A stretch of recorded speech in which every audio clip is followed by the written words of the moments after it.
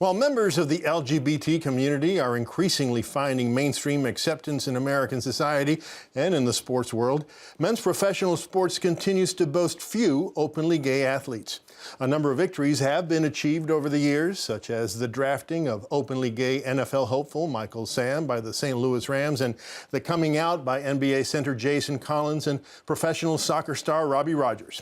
But just how far has the sports world really come in terms of LGBT equality? In his new book, Fair Play, How LGBT Athletes Are Claiming Their Rightful Place in Sports, Sid Ziegler looks at key moments that have transformed sports for lesbian, gay, bisexual, and transgendered athletes today. And he joins me now to talk about it. Sid, welcome. Thank you. Now, to your book, what motivated you to write it? What mission do you hope to accomplish with it? I think there's still a major misconception in America that sports are a place where LGBT people are not welcome. And my main purpose was to show that we LGBT athletes and coaches are really finding a place in sports. They're finding a lot of acceptance, particularly among other athletes and other coaches, but also to show where, particularly in professional sports, the guys in suits, the owners and general managers and league commissioners can really do a lot of good, and how they can take proactive steps to really kind of finally blow open the door, the closet door of sports. Well, you know, Branch Rickey, the famous Branch Rickey, was the general manager of the Brooklyn Dodgers who hired Jackie Robinson, thereby breaking the color line. Why isn't there a Branch Rickey today in professional sports to break the LGBT line? Sure. Well, you know, Branch Rickey was a general manager, and he just decided he was going to integrate baseball in 1947, and he did just that. I think that the reason you haven't seen a team owner or a general manager in one of the big pro sports do that is really go find an LGBT athlete and bring them onto their team, is because they don't really know how. I think that we're told that your sexual orientation is such an important secret to you that I think they fear going and trying to find someone who hasn't revealed that secret. So I think that's the biggest reason. They just don't know how to do it. So how do they do it?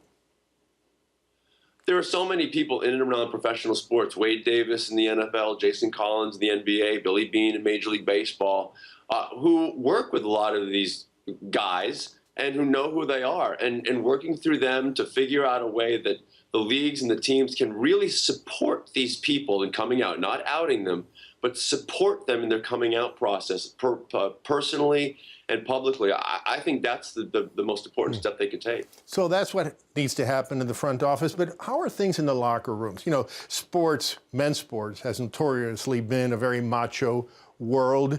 How are teammates responding to gay teammates? Do you know? Well, in the 16 years that Jim Basinski and I have been running Outsports.com, we have heard only one negative coming out story of an athlete, and that was because his coach outed him to his family. Every other story that we've heard has been nothing but embraced by teammates and coaches. People want to win in sports, and when you've been with someone in the locker room for months or years, you get to know them as a person, not just their sexual orientation. And I think that's the biggest piece, that because most people get to know someone before they know who they're sleeping with, that it kind of it smooths out the coming out process in the locker room, because they don't view them as something different. They view them as a teammate first. What about the fans? Any obstacles with the fans? You know, for the last 15 years, every single poll of fans that's been taken has shown a vast majority, that is 75% plus of fans, and this is even dating back to 15 years ago, say they would support an openly gay player on their favorite team. But what's interesting is that 75% of them also say that the guy sitting next to them in the stands wouldn't support an openly gay athlete on their team. The vast majority of fans are totally okay with it, but we also think that everyone else isn't okay with it. So that's kind of the dynamic that athletes have to deal with. There's just this perception that fans are a problem, and they're really not. And you talk about dynamics, and you're right in your book that there's a different kind of dynamic when it comes to women in sports that there is with men in sports, that in fact the stereotypical assumption by many fans is that women, say in professional college basketball, are lesbians. How does this play into the whole LGBT equality in sports?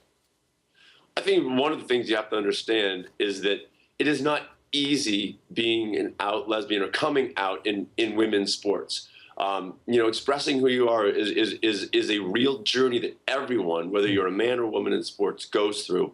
From what I've been told from women in sports, take women's college basketball, and I say this in the book, anywhere from a third to 75% of the women's college basketball coaches are somewhere along the LGBT spectrum. That's not me talking, that's the women in basketball have told me that.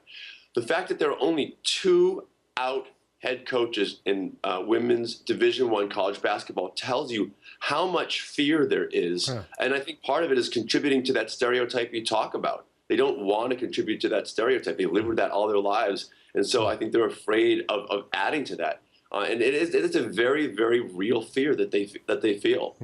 And what's been the effect of the transitioning of Caitlyn Jenner into the world of sports? I think the effect that Caitlyn has had on the entire world has been powerful. That show, that TV show, the reality show that is about her, that's broadcast in countries all around the world where, believe it or not, they are not nearly where we are on trans issues in America. We have so many issues.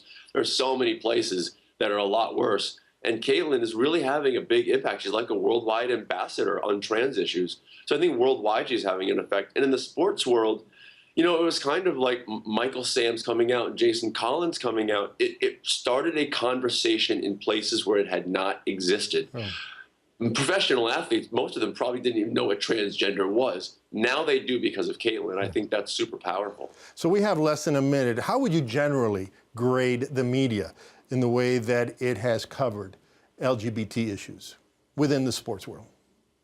It's a good question. The sports media, I'd give them maybe a C+ or B-. I think that when athletes come out, there is a lot of support. But what I don't see enough of is really proactively identifying stories and telling more stories. They're on the ball when a Michael Sam or a Jason Collins or a Caitlyn Jenner comes out.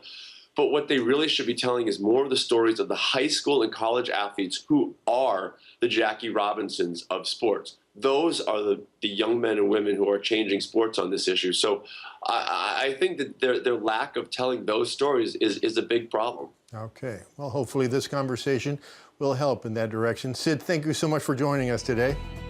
Yeah, thank you.